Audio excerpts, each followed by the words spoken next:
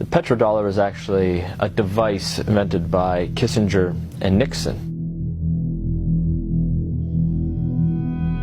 The standard of living of all Americans can be traced back to here, the vast oil-rich deserts of Saudi Arabia. In the early 70s, after the Arab crisis happened with the oil embargoes, OPEC basically tripled the price of oil to the Western world. And at that time, America realized that they were vulnerable because they were importing about 70% of all the oil they consumed.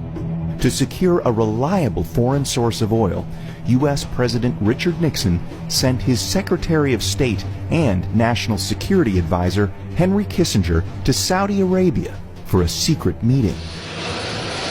The result was a pact that still stands to this day.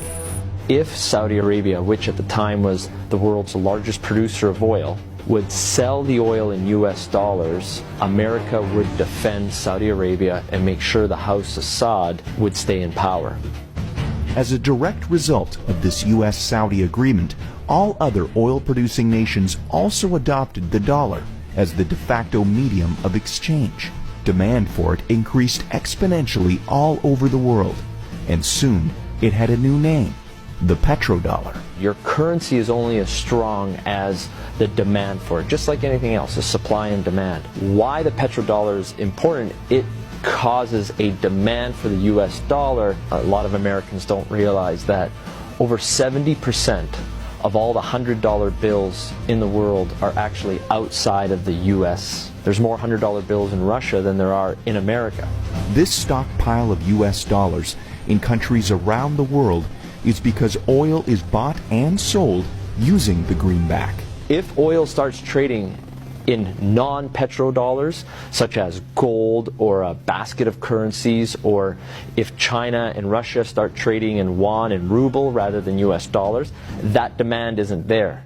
And the way of life for the average American will be done. It will be worse than the Great Depression. To date, anyone who's potentially threatened the status of the petrodollar hasn't fared well. Libyan strongman Muammar Gaddafi publicly pushed for a Pan-African gold-backed currency that he would trade for Libya's oil. He was killed during a US-backed revolution in 2011. And just a few short years before, Iraqi dictator Saddam Hussein advocated selling oil for euros. At this hour, American and coalition forces are in the early stages of military operations to disarm Iraq. The U.S. invaded under the guise of looking for WMDs.